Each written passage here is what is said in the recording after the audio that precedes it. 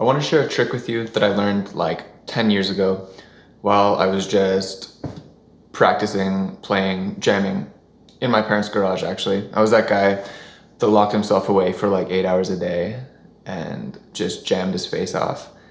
And in this time, I learned a lot of things, and one of them was this trick.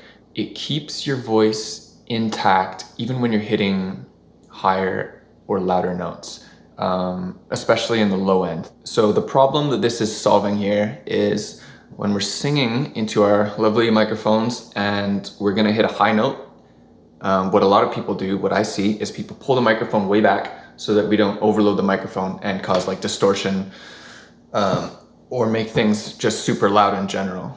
So people pull off the microphone, but what this does is it does lower your volume. You can still hear a lot of the high end, and you can usually hear the vocalist if they're doing it well, but it kills the low end. We lose all of the bassy low frequencies. And why is that? If you're familiar with the proximity effect, this is making a lot of sense to you right now. If you don't know what the proximity effect is, I'll explain it right now. As a sound gets closer to a mic source, so say a singer getting closer to the microphone, it's obviously getting louder, but it's getting a lot bassier. The closer we get, the bassier it is. This is the same for miking up instruments and, well, like any sound source really. So let's run through this again. We are singing into our microphone, everything's sounding good. We go to hit that high note, we pull way back, and the bass goes away. And that's not cool. So what do? Well, we stay right on our microphone and we just turn off axis and sing kind of away from it. So we're still getting all of that low end due to the proximity effect. Everyone can still hear us out in the audience, and it just sounds more consistent, and we don't overload our microphones, we don't cause distortion, we're not screaming at people. I think at first when I discovered this, I was singing like the mic, I guess I have a mic here. When I discovered this, it was like the microphone's here, I'm singing into it, and I kind of just went downwards, sang downwards past it. And what that did was it kind of kept it bright. Like when we sing, notes are coming from all parts of our face, like they're resonating depending on if it's like a higher note or a lower note. It's actually resonating from our face. So when I'm down here singing down past the mic, I was getting like really bright tones. Well, I shouldn't say really bright, it's not that drastic, but brighter than if I were to sing like this. So for the sake of consistency, I think it might be better to sing past it this way or this way. I didn't really try this. I don't know if you're gonna get some weird throat noises if you do that, but experiment, try it every which way, depending on what result you're going for. Just play around with that and see what it does for you. Just keep one thing in mind when you're doing this, because as singers, we don't want to contort our body in any weird ways. You know, we want to be standing or sitting straight, tall, good posture so that we can sing properly. And if you go twisting your neck and doing weird things, it might hinder your singing abilities. So maybe try like from the waist, turn your body, or if it's not too much of an issue, even feet, you can turn your entire body. I know that might not be ideal if you're recording. You don't want any added sounds like feet shuffling and such. So yeah, just play around with that and see how it goes. Maybe it's working for you, maybe it's doing nothing for you, although I bet it is doing something for you.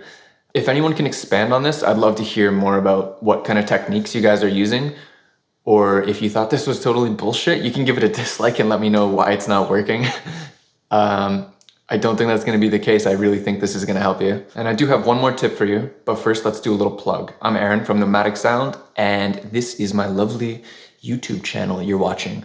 If you're liking this video, hit the like button. If you're disliking it, hit that dislike button. Either way, I'd love if you guys would chime in on this conversation, maybe share some of your techniques. Maybe you can expand on this one so that we can all grow together, you know? Like if you guys have some information, please share it with me. I want to learn too.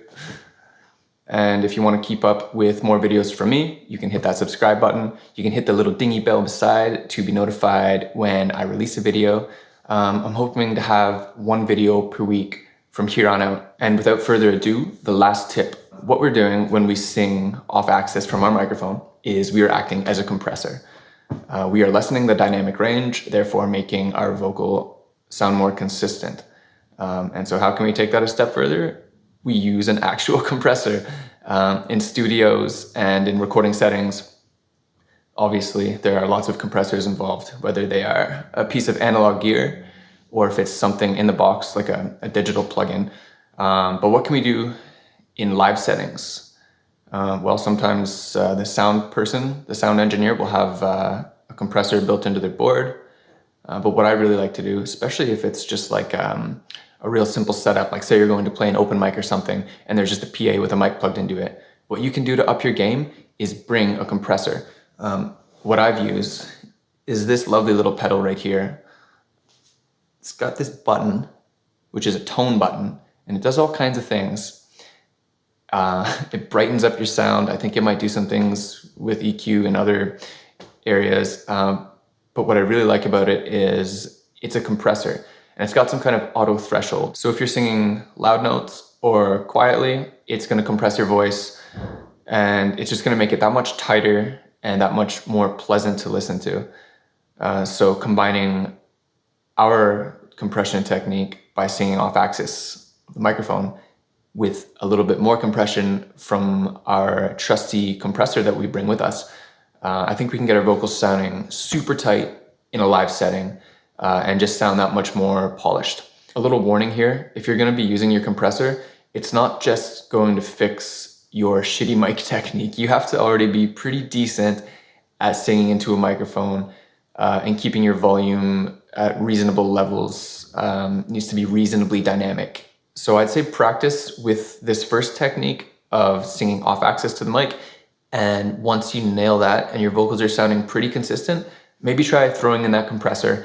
Let me know how this goes for you guys. I'm really hoping that it's been helpful. It's certainly been helpful for me since I discovered it long ago. And yeah, try it out. Let me know what you think. And I'll see you in a week. Cheers.